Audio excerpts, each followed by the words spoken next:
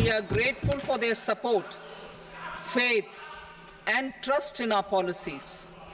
We are determined to ensure that all Indians, regardless of religion, caste, gender, and age, make substantial progress in realizing their life goals and aspirations. Global context. The global economy, while performing better than expected, is still in the grip of policy uncertainties. Elevated asset prices, political uncertainties, and shipping disruptions continue to pose significant downside risks for growth and upside risks to inflation. In this context, India's economic growth continues to be the shining exception and will remain so in the years ahead.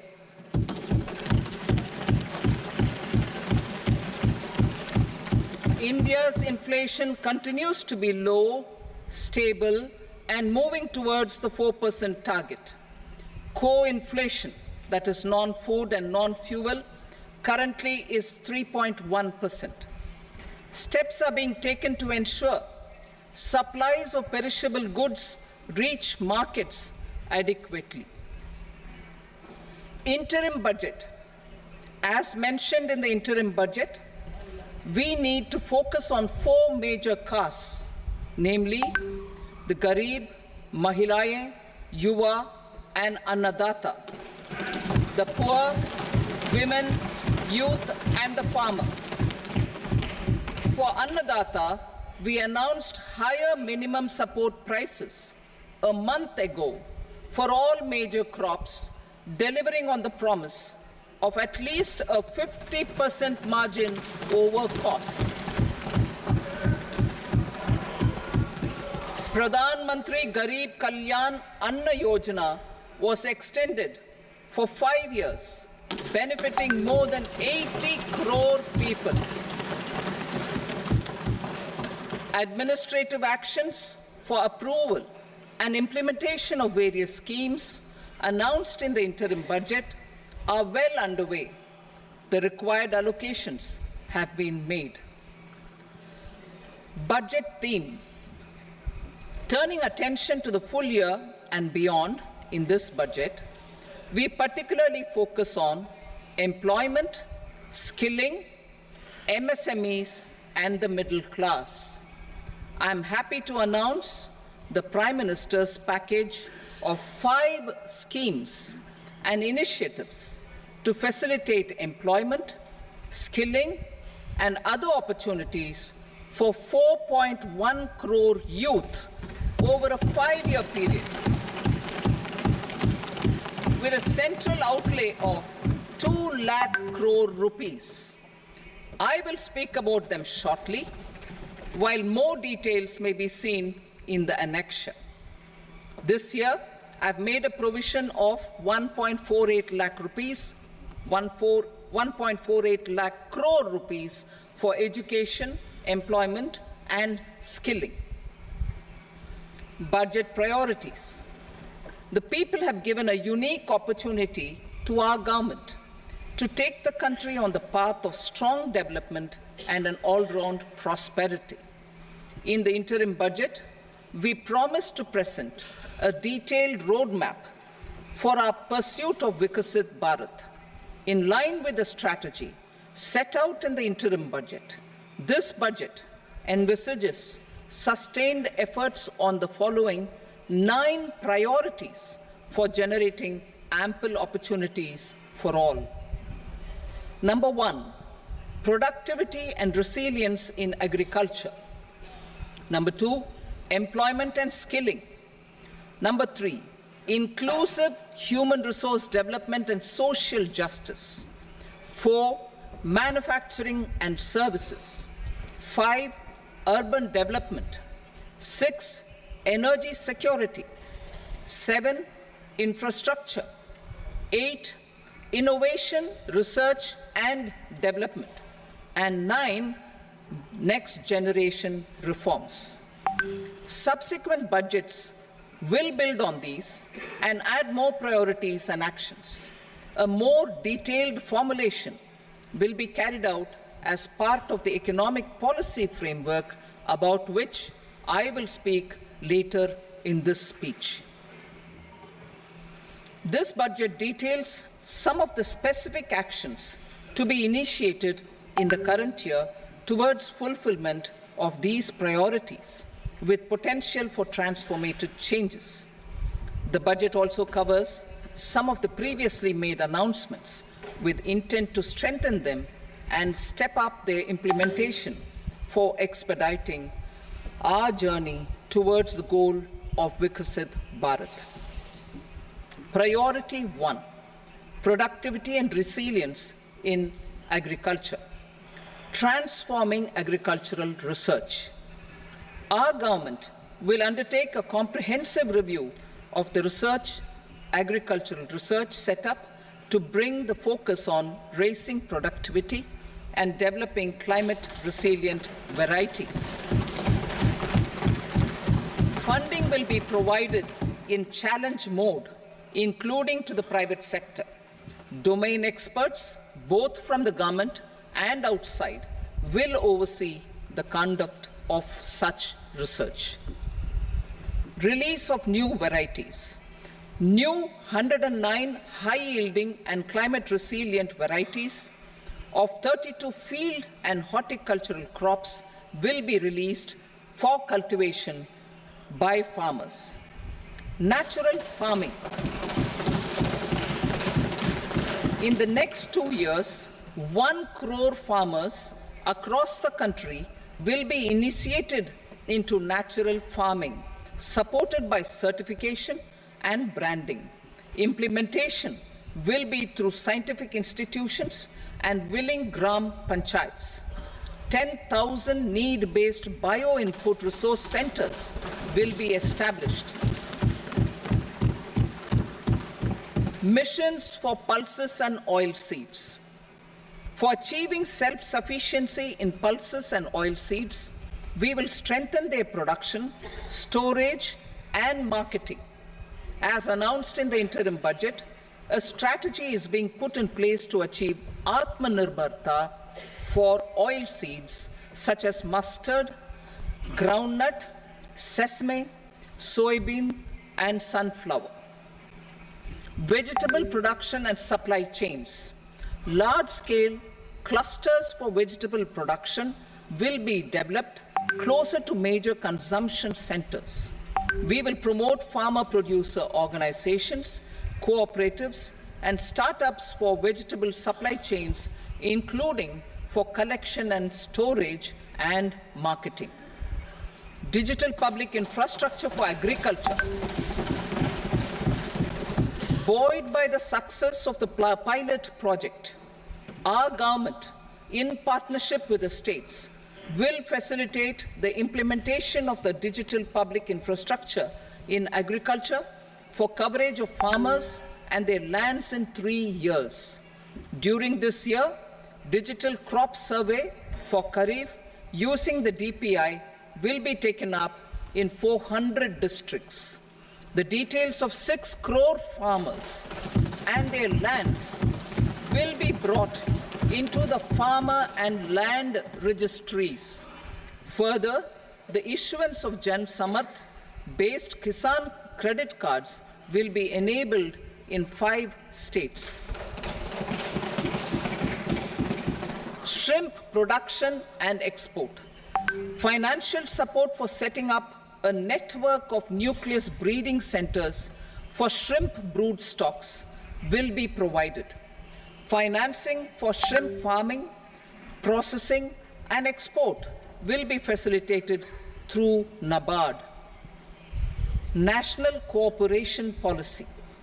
Our government will bring out a national cooperation policy for systematic, orderly, and all-round development of the cooperative sector, fast-tracking growth of rural economy and generation of employment opportunities on a large scale will be the policy goal. This year, I have made a provision of 1.52 lakh crore rupees for agriculture and allied sectors.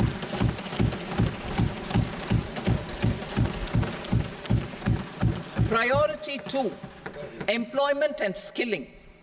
Employment-linked incentive. Our government will implement following 3 schemes for employment-linked incentive as part of the Prime Minister's package. These will be based on enrollment in the EPFO and focus on recognition of first-time employees and support to employees and employers. Scheme A, first-timers. This scheme will provide 1 month wage to all persons newly entering the workforce in all formal sectors.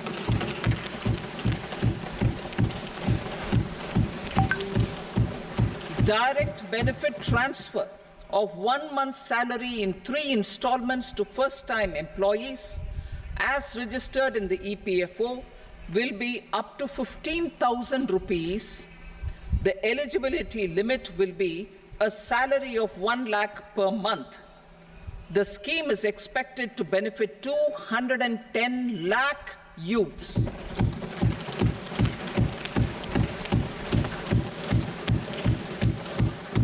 Scheme B, job creation in manufacturing. This scheme will incentivize additional employment in the manufacturing sector linked to the employment of first-time employees. An incentive will be provided at specified scale directly both to the employee and the employer with respect to the EPFO contribution in the first 4 years of employment. The scheme is expected to benefit 30 lakh youth entering employment and their employers.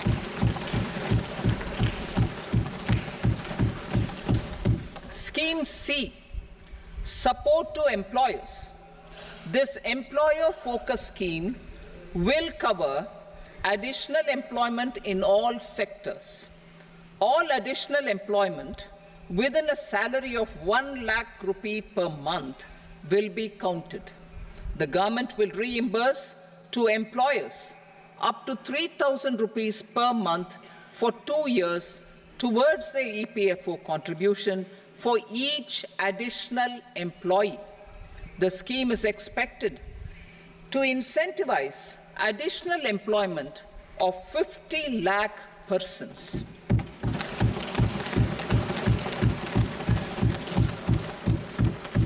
Participation of women in the workforce. We will facilitate higher participation of women in the workforce through setting up of working women hostels in collaboration with industry and establishing creches. In addition, the partnership will seek to organize women-specific skilling programs and promotion of market access for women SHG enterprises. Skilling program. I'm happy to announce a new centrally sponsored scheme as the 4th scheme under the Prime Minister's package for skilling in collaboration with state governments and industry. 20 lakh youth will be skilled over a 5-year period.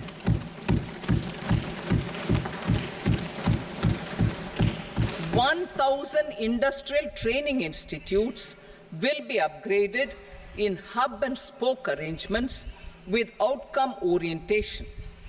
Course content and design will be aligned to the skill needs of industry, and new courses will be introduced for emerging needs."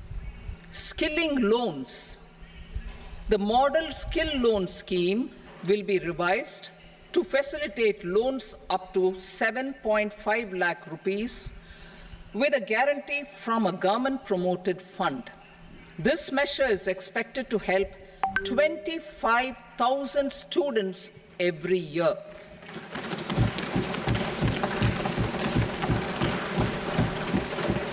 Education loans. for helping our youth who have not been eligible for any benefit under government schemes and policies, I am happy to announce a financial support for loans up to 10 lakh rupees for higher education in domestic institutions.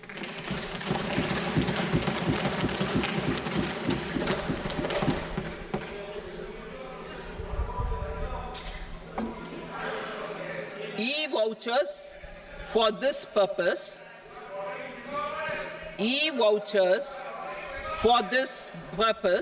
will be given directly to 1 lakh students every year for annual interest subvention of 3% of the loan amount. Priority 3, inclusive human resource development and social justice, saturation approach. Our government is committed to all-round, all-pervasive and all-inclusive development of people, particularly farmers, youth, women, and the poor. For achieving social justice comprehensively, the saturation approach of covering all eligible people through various programs, including those for education and health, will be adopted to empower them by improving their capabilities. Implementation of schemes meant for supporting economic activities by craftsmen, artisans, self-help groups, scheduled caste, scheduled tribe, and women entrepreneurs and street vendors such as the PM Vishwakarma, PM Swanidhi, National Livelihood Missions, and Stand Up India will be stepped up. Purvodaya. The states in the eastern part of the country are rich in endowments and have strong cultural traditions. We will formulate a plan, Purvodaya, for the all-round development of the eastern region of the country, covering Bihar, Jharkhand, West Bengal, Odisha, and Andhra Pradesh. This will cover human resource development, infrastructure, and generation of economic opportunities to make the region an engine to attain Vikasit Bharat. On the Amritsar-Kolkata industrial corridor, we will support development of an industrial node at Gaya.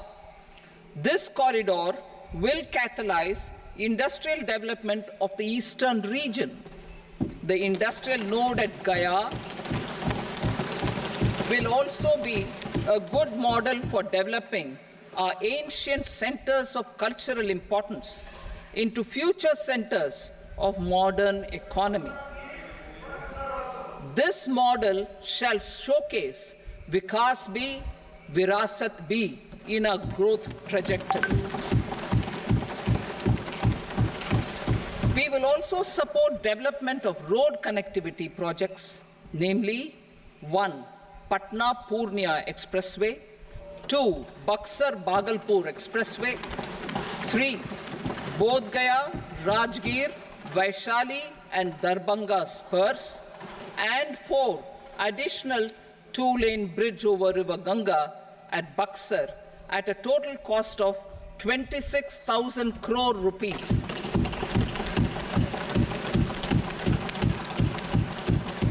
Power projects, including setting up of a new 2,400 megawatt power plant at Pir Painti, will be taken up at a cost of 21,400 crore rupees. New airports, medical colleges, and sports infrastructure in Bihar will be constructed. An additional allocation to support capital investments will be provided. The requests of Bihar government for external assistance from multilateral development banks will be expedited.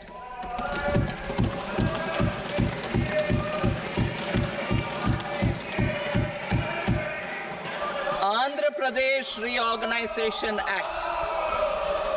Our government has made concerted efforts to fulfill the commitments in Andhra Pradesh Reorganization Act.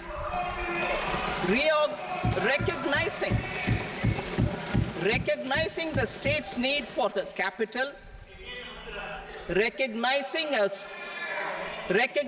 the state's need for a capital, we will facilitate special financial support through multilateral development agencies. In the current financial year, 15,000 crore rupees will be arranged with additional amounts in future years.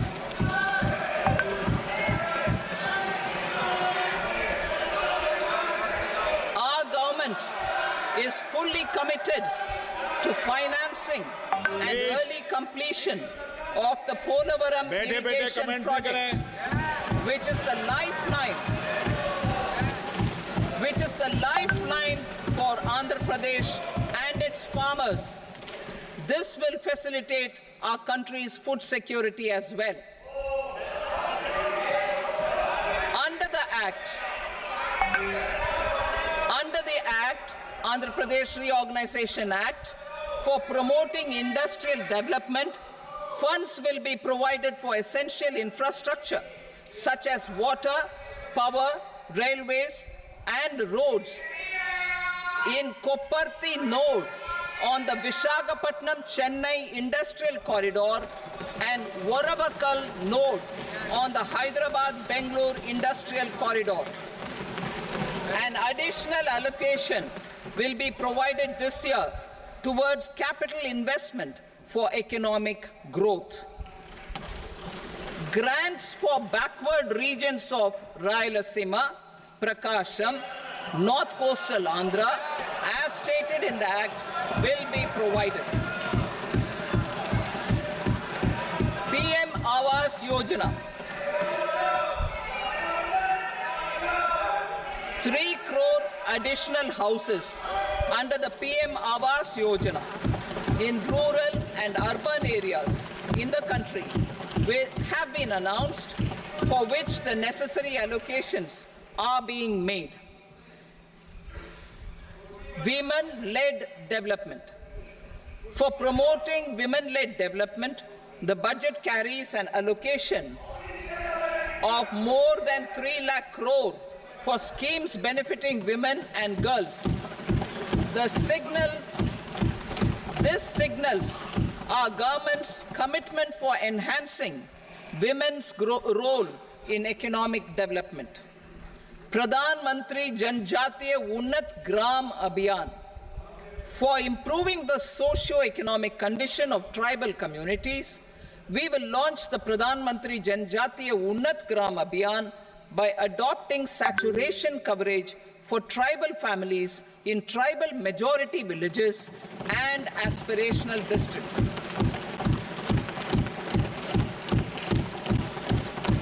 This will cover 63,000 villages, benefiting 5 crore tribal people. Bank branches in northeastern region. More than 100 branches of India Post Payment Bank will be set up in the northeast region to expand the banking services. This year, I have made a provision of 2.66 lakh crore rupees for rural development, including rural infrastructure.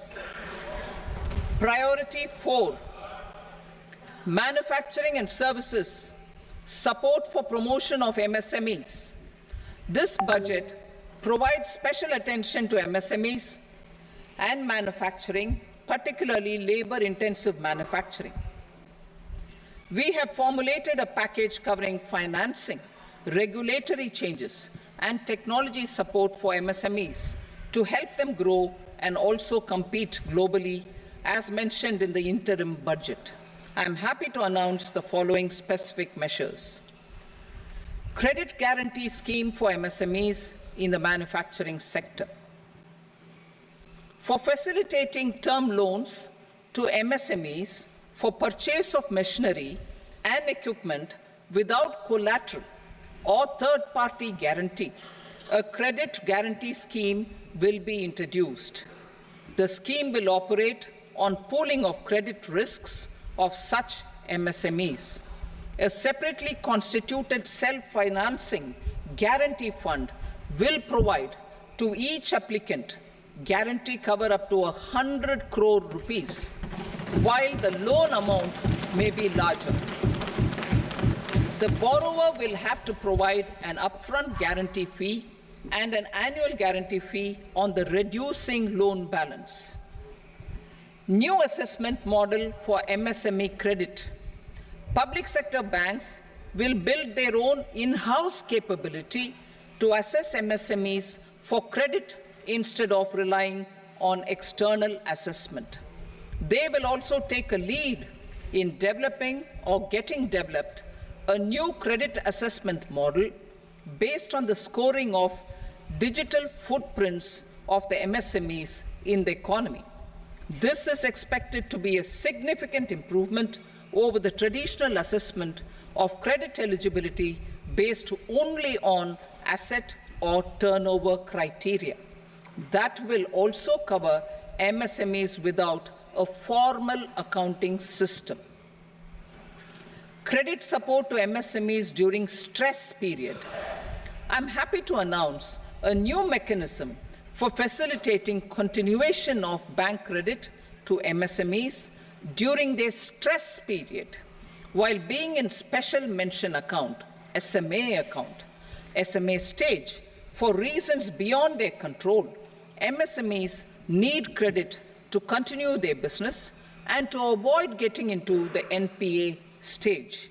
Credit availability will be supported through a guarantee from a government-promoted fund. Mudra loans. The limit of Mudra loans will be enhanced to 20 lakh from the current 10 lakh for those entrepreneurs who have availed and successfully repaid previous loans under the Tarun category. Enhanced scope for mandatory onboarding in TREDS. For facilitating MSMEs to unlock their working capital by converting their trade receivables into cash, I propose to reduce the turnover threshold of buyers for mandatory onboarding on the TREDS platform from rupees 500 crore to 250 crore rupees. This measure will bring 22 more CPSCs and 7,000 more companies onto the platform. Medium enterprises will also be included in the scope of the suppliers. SIDBI branches in MSME clusters. SIDBI will open new branches to expand its reach to serve all major MSME clusters within 3 years and provide direct credit to them. With the opening of 24 such branches this year, the service coverage will expand to 168 out of 242 major clusters. MSME units for food irradiation, quality and safety testing. Financial support for setting up of 50 multi-product food irradiation units in the MSME sector will be provided. Setting up of 100 food quality and safety testing labs with NABL accreditation will be facilitated. E-commerce export hubs.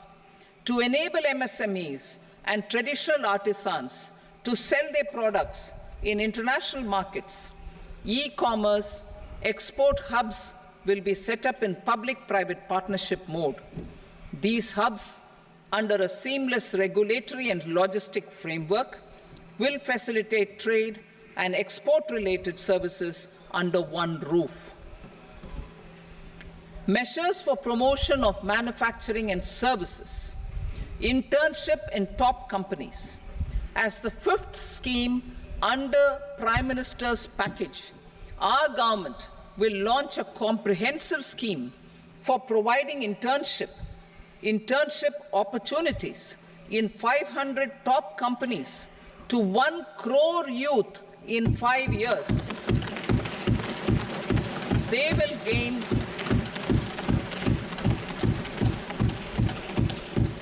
will gain exposure for 12 months to real-life business environment, varied professions, and employment opportunities. An internship allowance of 5,000 per month, 5,000 rupees per month, along with a one-time assistance of 6,000 rupees will be provided. Companies will be expected to bear the training cost and 10% of their internship cost from their CSR funds. Industrial parks. Our government will facilitate development of investment-ready, plug-and-play industrial parks with complete infrastructure in or near 100 cities in partnership with the states and private sector by better using town planning schemes. 12 industrial parks under the National Industrial Corridor Development Program also will be sanctioned.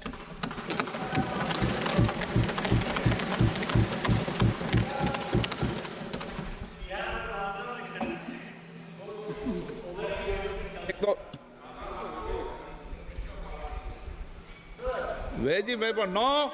Please, Petty.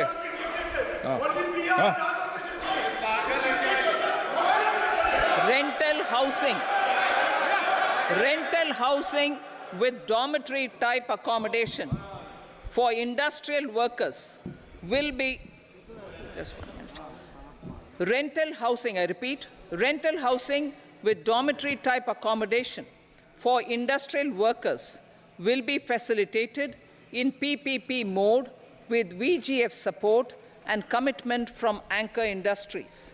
Shipping industry, ownership, leasing, and flagging reforms will be implemented to improve the share of Indian shipping industry and generate more employment. Critical mineral mission.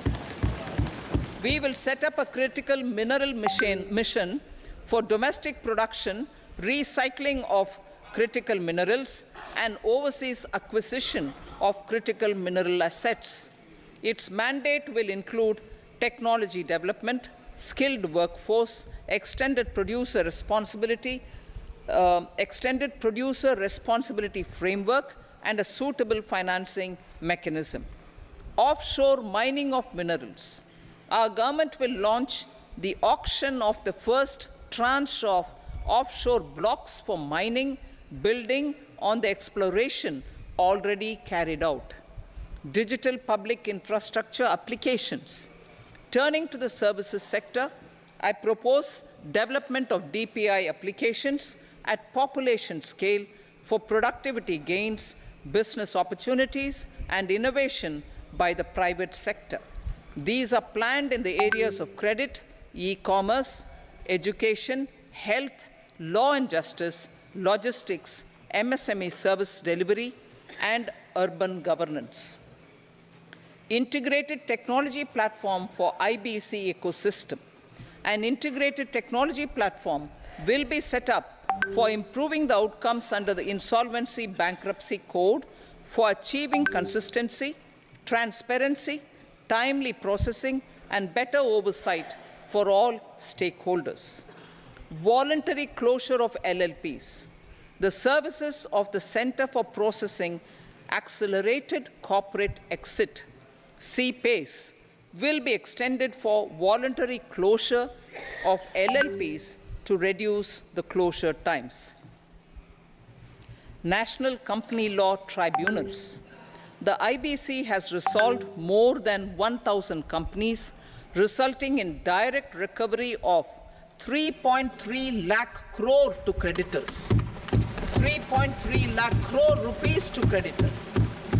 In addition, 28,000 cases involving over 10 lakh crore rupees have been disposed of even prior to admission.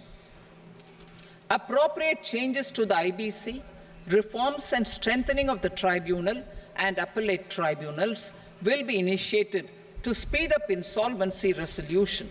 Additional tribunals will be established. Out of those, some will be notified to decide cases exclusively under the Companies Act. Debt recovery.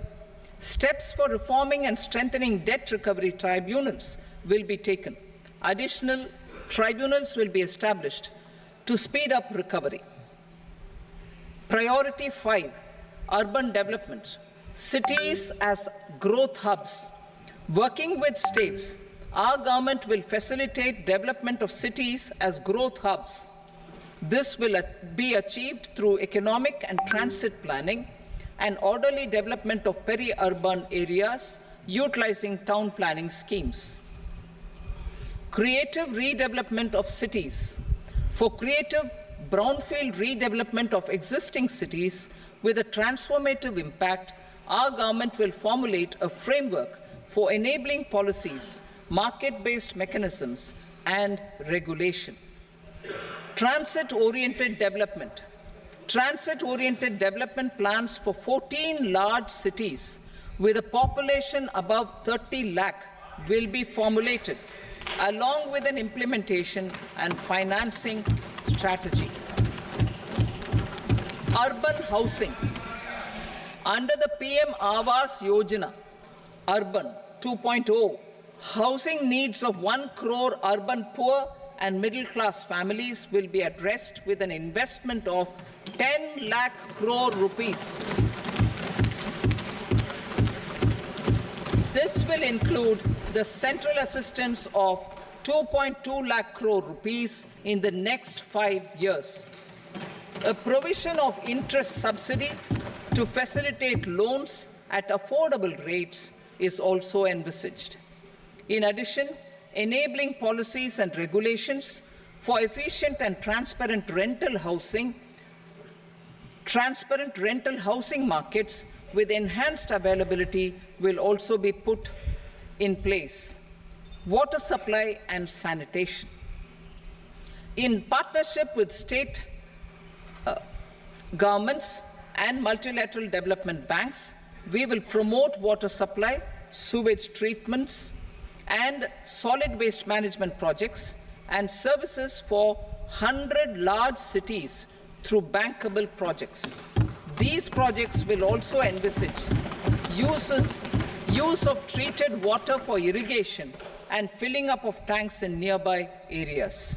Street markets.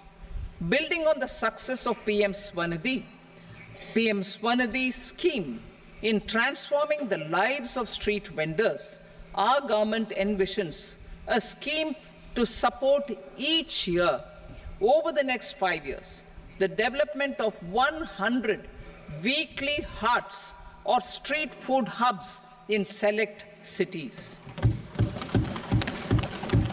Stamp duty.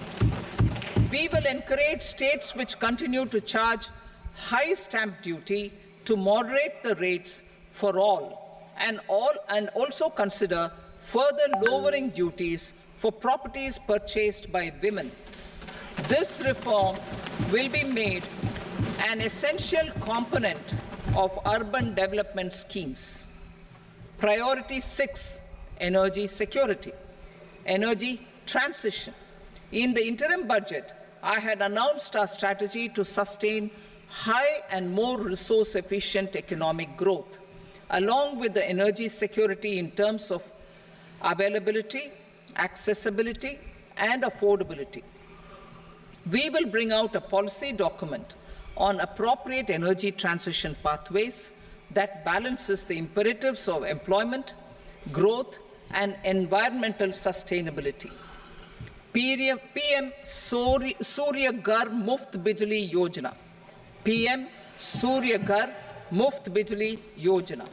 In line with the announcement in the interim budget,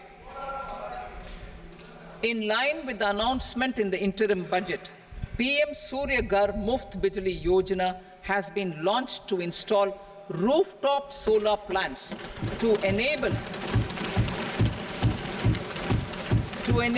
1 crore households obtain free electricity up to 300 units every month. The scheme has generated remarkable response with more than 1.28 crore registrations and 14 lakh applications, and we will further encourage it. Pumped storage policy. A policy for promoting pumped storage projects will be brought out for electricity storage and facilitating smooth integration of the growing share of renewable energy with its variable and intermittent nature in the overall energy mix. Research and development of small and modular nuclear reactors. Nuclear energy is expected to form a very significant part of the energy mix for Vikasit Bharat. Towards that pursuit, our government will partner with the private sector for 1. Setting up Bharat Small Reactors, 2. Research and development of Bharat Small Modular Reactor, and 3. Research and development of newer technologies for nuclear energy. The R&D funding announced in the interim budget will be made available for this sector also. Advanced ultra supercritical thermal power plants. The development of indigenous technology for advanced ultra supercritical thermal power plants with much higher efficiency has been completed. A joint venture between NTPC and BHEL will set up a full-scale 800 megawatt commercial plant using AUSC technology. The government will provide the required fiscal support. Moving forward, development of indigenous capacity for the production of high-grade steel and other advanced metallurgy materials for these plants will result in strong spin-off benefits for the economy. Roadmap for hard-to-abate industries. A roadmap for moving the hard-to-abate industries from energy efficiency targets to emission targets will be formulated. Appropriate regulations for transition of these industries from the current perform, achieve, and trade mode to Indian carbon market mode will be put in place. Support to traditional micro and small industries.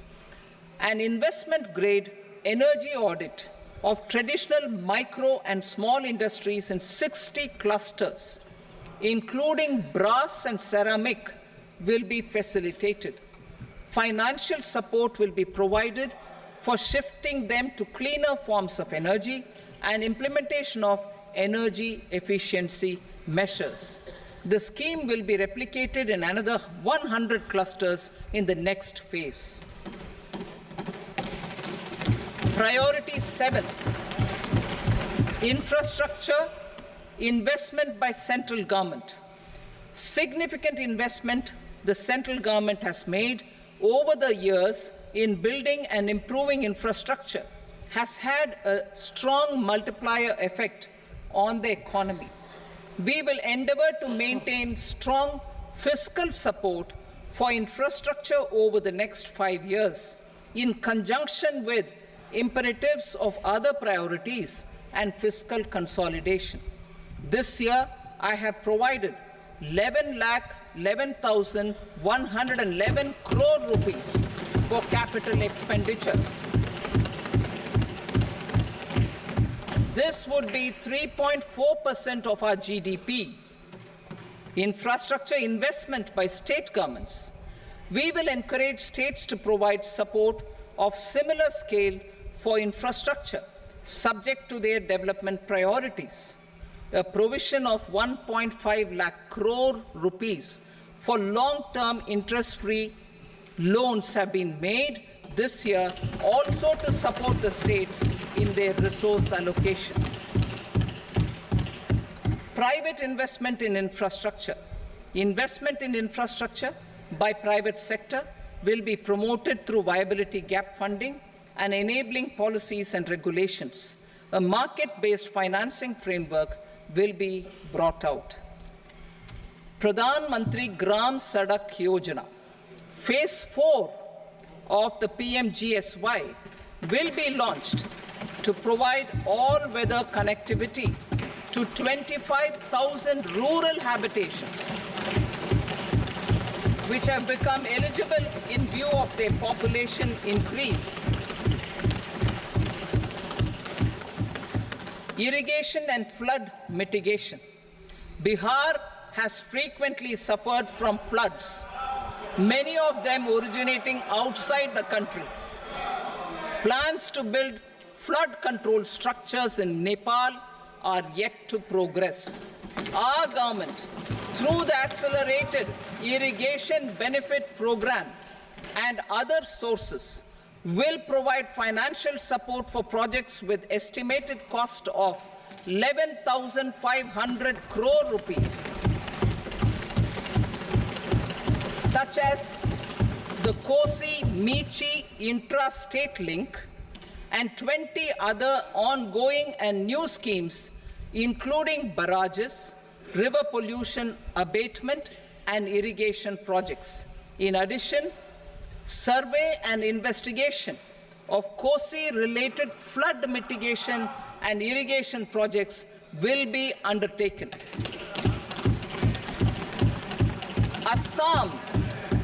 Assam grapples with floods every year by the Brahmaputra River and its tributaries originating outside India. We will provide assistance to Assam for flood management and related projects.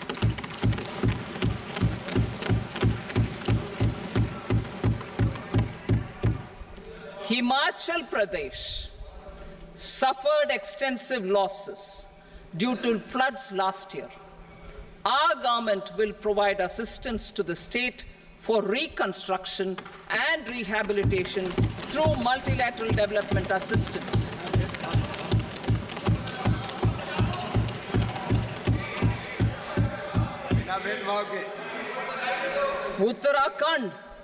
Uttarakhand too suffered losses due to cloudbursts and massive landslides. We will provide assistance to the state. Recently, Sikkim witnessed devastating flash floods and landslides that wreaked havoc across the state. Our government will provide assistance to the state. Tourism has always been a part of our civilization. Our efforts in positioning India as a global tourist destination will also create jobs, stimulate investments, and unlock economic opportunities for other sectors. In addition to the measures outlined in the interim budget, I propose the following measures. Vishnupad Temple at Gaya and Mahabodhi Temple at Bodh Gaya in Bihar are of immense spiritual significance. Comprehensive development of Vishnupad Temple Corridor and Mahabodhi Temple Corridor will be supported, modeled on the successful Kashi Vishwanath Temple Corridor to transform them into world-class pilgrim and tourist destinations. Rajgir holds immense religious significance for Hindus, Buddhists, and Jains. The 20th Tirthankara Muniswarata Temple in the Jain temple complex is ancient. The Saptarishi, or the 7 hot springs, form a warm water Brahmkund that is sacred. A comprehensive development initiative for Rajgir will be undertaken. Our government will support the development of Nalanda as a tourist center, besides reviving Nalanda University to its glorious stature. Odisha's scenic beauty temples, monuments, craftsmanship, wildlife sanctuaries, natural landscapes, and pristine beaches make it an ultimate tourism destination. Our government will provide assistance for their development to Odisha as well. Priority 8, innovation, research and development. We will operationalize the Anusandhan National Research Fund for basic research and prototype development. Further, we will set up a mechanism for spurring private sector-driven research and innovation at commercial scale with a financing pool of 1 lakh crore rupees in line with the announcement in the interim budget. Space economy. With our continued emphasis on expanding the space economy by 5 times in the next 10 years, a venture capital fund of 1,000 crore rupees will be set up. Priority 9, next generation reforms. Economic policy framework. We will formulate an economic policy framework to delineate the overarching approach to economic development and set the scope of the next generation of reforms for facilitating employment opportunities and sustaining high growth. Our government will initiate and incentivize reforms for 1. Improving productivity of factors of production, and 2. Facilitating markets and sectors to become more efficient. These reforms will cover all factors of production, namely land, labor, capital, and entrepreneurship, and technology as an enabler of improving total factor productivity and bridging inequality. Effective implementation of several of these reforms requires collaboration between the center and the states, and building consensus as development of the country lies in development of the states. For promoting competitive federalism and incentivizing states for faster implementation of reforms, I propose to earmark a significant part of the 50-year interest-free loan. Working with the states, we will initiate the following reforms.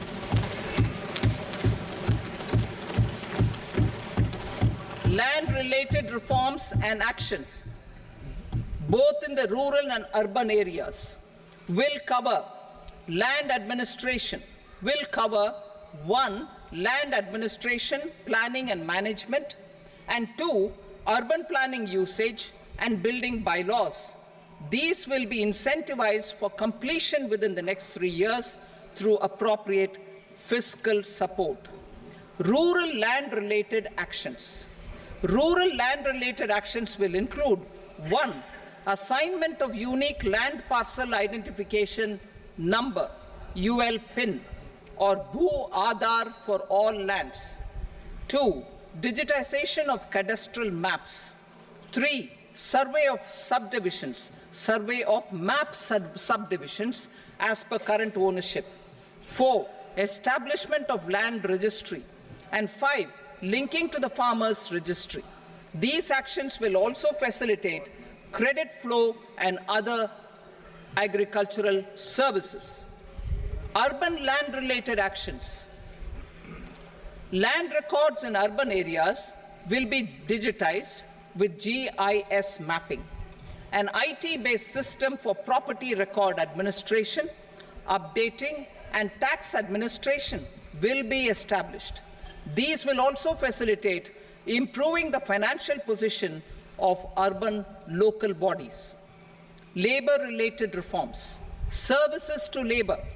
Our government will facilitate the provision of a wide array of services to labor, including those for employment and skilling. A comprehensive integration of e-Shram portal with other portals will facilitate such one-stop solution. Open architecture databases for the rapidly changing labor market, skill requirements, and available job roles, and a mechanism to connect job aspirants with potential employers and skill providers will be covered in these services. Shram Suvidha and Samadhan Portal. Shram Suvidha and Samadhan Portal will be revamped to enhance ease of compliance for industry and trade.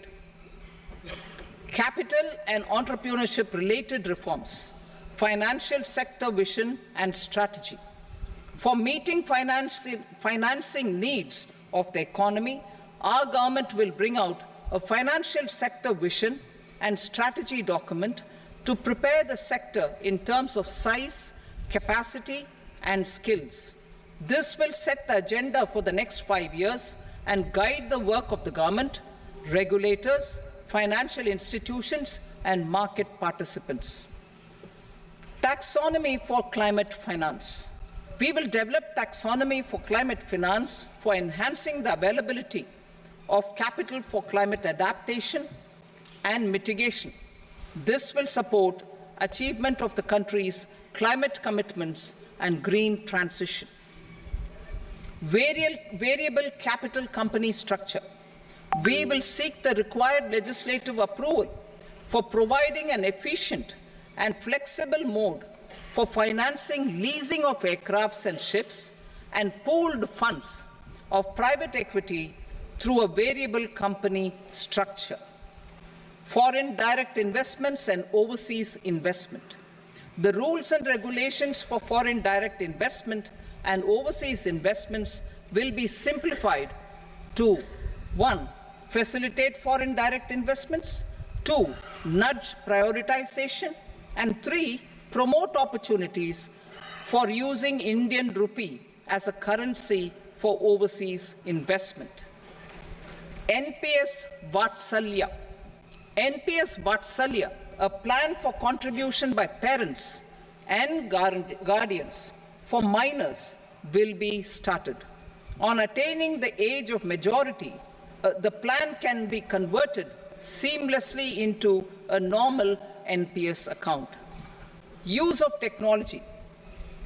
We have successfully used technology for improving productivity and bridging inequality in our economy during the past 10 years.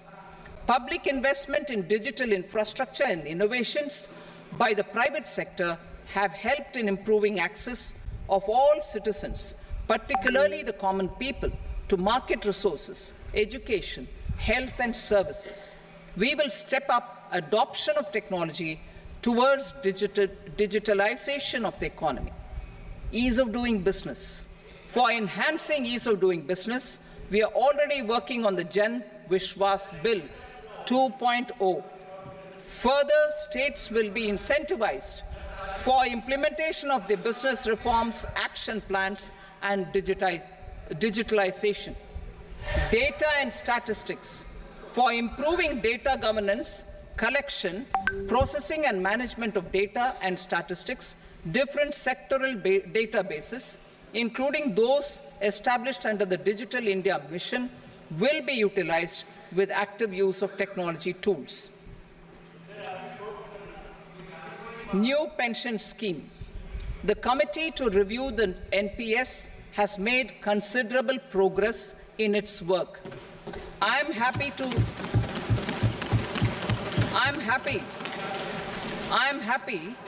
that the staff side of the National Council of the Joint Consultative Machinery for Central Government Employees has taken a constructive approach. A solution will be evolved which addresses the relevant issues while maintaining fiscal prudence to protect the common citizens. Budget estimates for 24-25. For the year 24-25, total receipts other than borrowings and the total expenditure are estimated at 32.07 lakh crore rupees and 48.21 lakh crore rupees respectively. The net tax receipts are estimated at 25.83 lakh crore rupees. The fiscal deficit is estimated at 4.9% of the GDP. The gross and the net market borrowings through dated securities during 24-25 are estimated at 14.01 lakh crore rupees and 11.63 lakh crore rupees respectively. Both will be less than that in 23-24. The fiscal consolidation path announced by me in 2021 has served our economy very well, and we aim to reach the deficit below 4.5% next year. The government is committed to staying the course. From 2026-27 onwards, our endeavour will be to keep the fiscal deficit each year such that the central government's debt will be on a declining path as percentage of GDP. I will now move to Part B.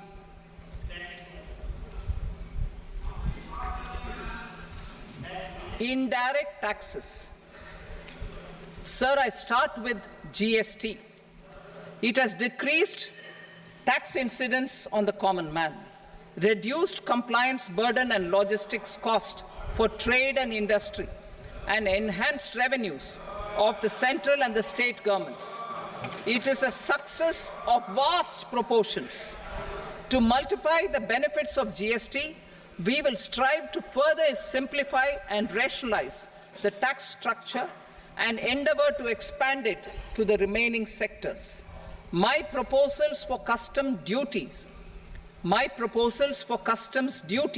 intend to support domestic manufacturing, deepen local value addition, promote export competitiveness, and simplify taxation while keeping the interest of the general public and consumers surmount. In Budget 22-23, we reduced the number of customs duty rates. I propose to undertake a comprehensive review of the rate structure over the next 6 months to rationalize and simplify it for ease of trade, removal of duty inversion, and reduction of disputes.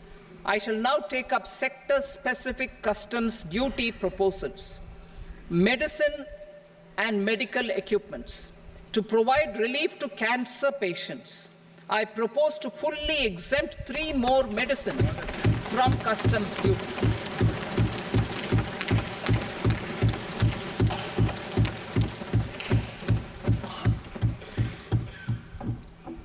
I also propose changes in the BCD on X-ray tubes and flat panel detectors for use in medical X-ray machines under the phased manufacturing program so as to synchronize them with the domestic capacity addition.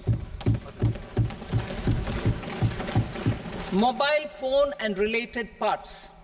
With a 3-fold increase in domestic production and almost a 100-fold jump in exports of mobile phones over the last 6 years, the Indian mobile industry has matured.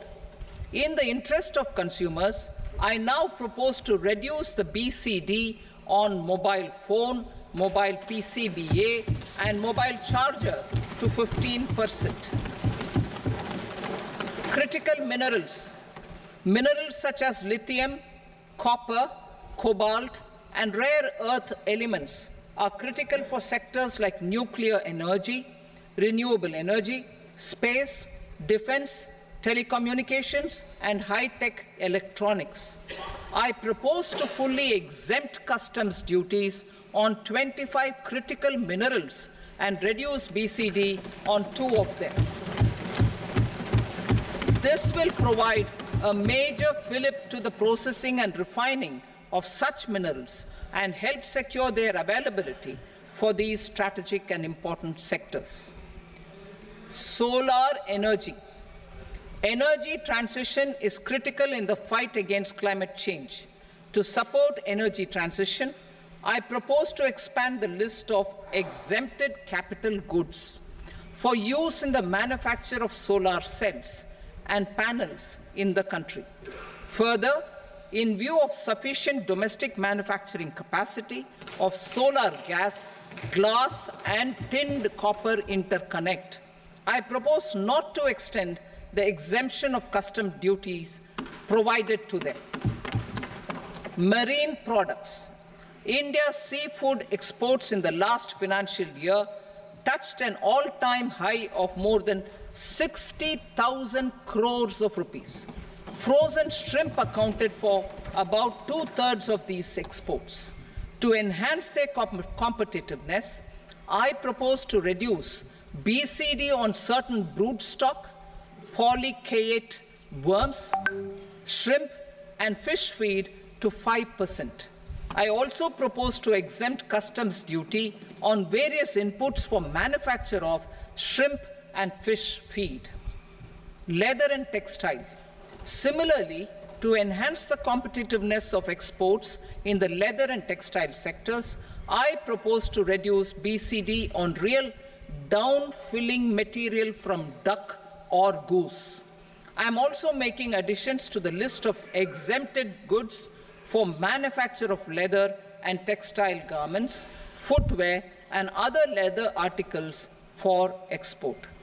To rectify inversion in duty, I propose to reduce BCD subject to conditions on methylene diphenyl diisocyanate, MDI, for manufacture of spandex yarn from 7.5 to 5%.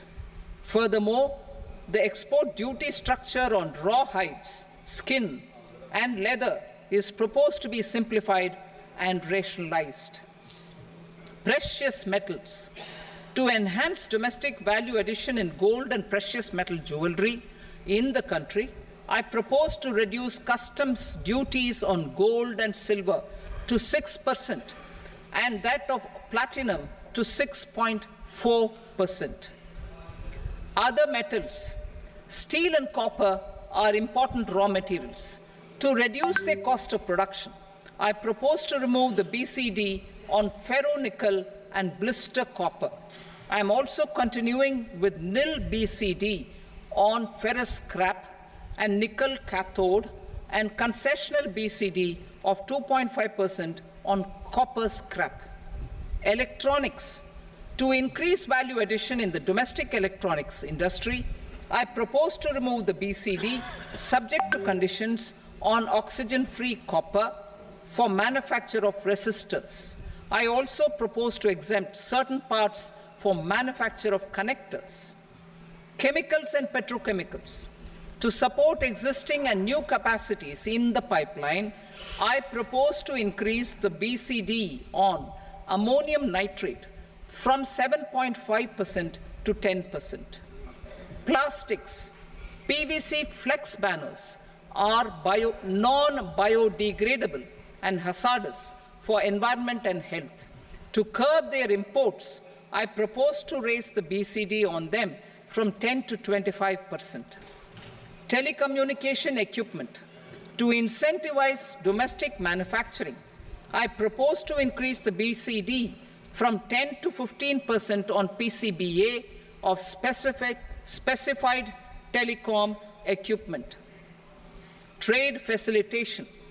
To promote domestic aviation and boat and ship MRO, I propose to extend the period for export of goods imported for repairs from 6 months to 1 year. I'll read that again. To promote domestic aviation and boat and ship maintenance, repair and operations, I propose to extend the period for export of goods imported for repairs from 6 months to 1 year. In the same vein, I propose to extend the time limit for re-import of goods for repairs under warranty from 3 to 5 years. I now move to direct taxes. We will continue our efforts to simplify taxes, improve taxpayer services, provide tax certainty, and reduce litigation while enhancing revenues for funding the development and welfare schemes of the government. It has been our endeavor to simplify taxation. We have taken a number of measures in the last few years, including introduction of simplified tax regimes without exemptions and deductions for corporate tax and for personal income tax. This has been appreciated by taxpayers. 58% of corporate tax came from the simplified tax regime in the financial year 22-23. Similarly, as per data available till now, for the last fiscal, more than 2/3 have availed the new personal income tax regime. Comprehensive review of the Income Tax Act.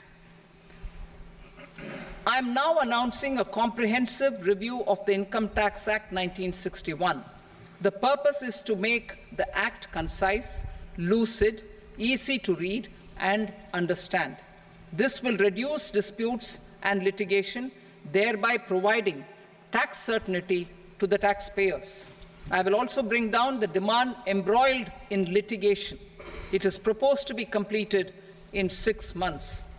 A beginning is being made in the Finance Bill by simplifying the tax regime for charities, tedious rate structures, provisions of reassessment and such provisions, and capital gains taxation. Simplification for charities and tedious. Two tax exemption regimes. The two tax exemption regimes for charities are proposed to be merged into one.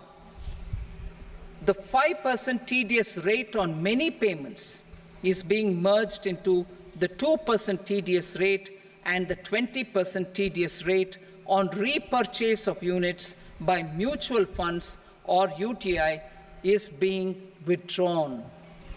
Tedious rate on e-commerce operators is proposed to be reduced from 1 to 0.1%.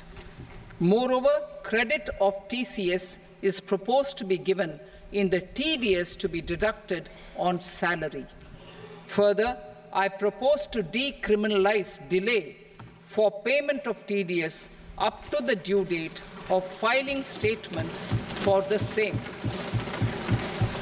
I also plan to provide a standard operating procedure for TDS defaults and simplify and rationalize the compounding guidelines for such defaults. Simplification of reassessment. I propose to thoroughly simplify the provisions for reopening and reassessment. An assessment hereinafter can be reopened beyond 3 years from the end of the assessment year only if the escaped income is 50 lakh rupees or more, up to a maximum period of 5 years from the end of the assessment year. Even in such cases, a time limit of 6 years before the year of the search, as against the existing time limit of 10 years, is being proposed. This will reduce tax uncertainty and disputes. Simplification and rationalization of capital gains. Capital gains taxation is also proposed to be hugely simplified. Short-term gains on certain financial assets shall henceforth attract a tax rate of 20%, while that on all other financial assets and all non-financial assets shall continue to attract the applicable tax rate. Long-term gains on all financial and non-financial assets, on the other hand, will attract a tax rate of 12.5%. For the benefit of the lower and the middle income classes, I propose to increase the limit of exemption of capital gains on certain financial assets to 1.25 lakh rupees per year. Listed financial assets held for more than a year will be classified as long-term, while unlisted financial assets and all non-financial assets will have to be held for at least 2 years to be classified as long-term. Unlisted bonds and debentures, debt mutual funds, and market-linked debentures, irrespective of holding period, however, will attract tax on capital gains at applicable rates. Taxpayer services. All the major taxpayer services under GST and most services under customs and income tax have been digitalized. All remaining services of customs and income tax, including rectification, and order-giving effect to appellate orders shall be digitalized and made paperless over the next 2 years. Litigation and appeals. While our concerted efforts to reduce pendency of appeals at various appellate fora are beginning to show good results, it will continue to engage our highest attention. To dispose of the backlog of first appeals, I plan to deploy more officers to hear and decide such appeals, especially those with large tax effect. For resolution of certain income tax disputes pending in appeal, I am also proposing Vivad Se Vishwas Scheme 2024. Further, I propose to increase monetary limits for filing appeals related to direct taxes, excise and service tax in the tax tribunals, high courts and Supreme Court to 60 lakh rupees, 2 crore rupees and 5 crore respectively, with a view to reduce litigation and provide certainty in international taxation. We will expand the scope of safe harbor rules and make them more attractive. We will also streamline the transfer pricing assessment procedure. Employment and investment. I have a few proposals to promote investment and foster employment. First of all, to bolster the Indian startup ecosystem, boost the entrepreneurial spirit, and to support innovation, I propose to abolish the so-called angel tax for all classes of investors. Second, there is tremendous potential for cruise tourism in India. To give a fillip to this employment-generating industry, I am proposing a simpler tax regime for foreign shipping companies operating domestic cruises in the country. Third, India is a world leader in the diamond cutting and polishing industry, which employs a large number of skilled workers. To further promote the development of this sector, we would provide for safe harbor rates for foreign mining companies selling raw diamonds in the country. Fourth, to attract foreign capital for our development needs, I propose to reduce the corporate tax rate on foreign companies from 40 to 35%. Deepening the tax base. I have a couple of proposals for deepening the tax base. First, security transaction tax on futures and options of securities is proposed to be increased to 0.02% and 0.1% respectively. Second, for reasons of equity, I propose to tax income received on buyback of shares in the hands of recipients. Other proposals. To improve social security benefits, deduction of expenditure by employers towards NPS is proposed to be increased from 10 to 14% of the employee's salary. Similarly, deduction of this expenditure up to 14% of salary from the income of employees in private sector, public sector banks and undertakings opting for the new tax regime is proposed to be provided. Indian professionals working in multinationals get ESOPs and invest in social security schemes and other movable assets abroad. Non-reporting of such small foreign assets has penal consequences under the Black Money Act. Such non-reporting of movable assets up to 20 lakh rupees is proposed to be depenalized. Other major proposals in the finance bill relate to withdrawal of equalization levy of 2%, expansion of tax benefits to certain funds and entities in IFSCs, and immunity from penalty and prosecution to Benamidar on full and true disclosure so as to improve conviction under the Benami Transaction Prohibition Act 1988, personal income tax. Coming to personal income tax rates, I have two announcements to make for those opting for the new tax regime. First, the standard deduction for salaried employees is proposed to be increased from 50,000 to 75,000 rupees.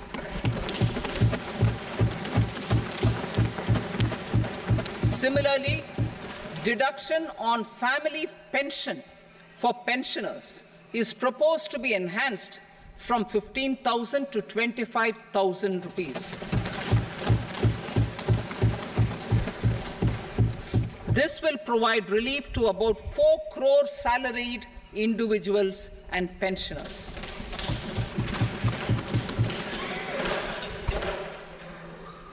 Second, in the new tax regime, the tax rate structure is proposed to be revised as follows: 0 to 3 lakh rupees, nil; 3 to 7 lakh rupees, 5%; 7 to 10 lakh rupees, 10%; 10 to 12 lakh rupees, 15%; 12 to 15 lakh rupees, 20%; and above 15 lakh rupees, 30%.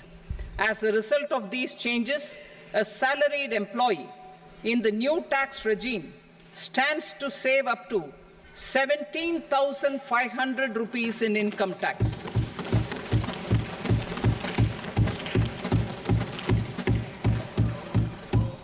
Apart from these, I am also making some other changes as given in the annexure. As a result of these proposals, revenue of about 37,000 crore, that is 29,000 crore in direct taxes and 8,000 crore in indirect taxes, will be foregone, while revenue of about 30,000 crore rupees will be additionally mobilized. Thus, the total revenue foregone is about 7,000 crores annually. Mr. Speaker, sir, with this, I commend the budget to this august House. Jai Hind.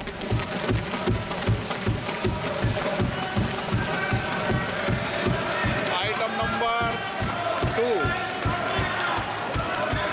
Item number 2.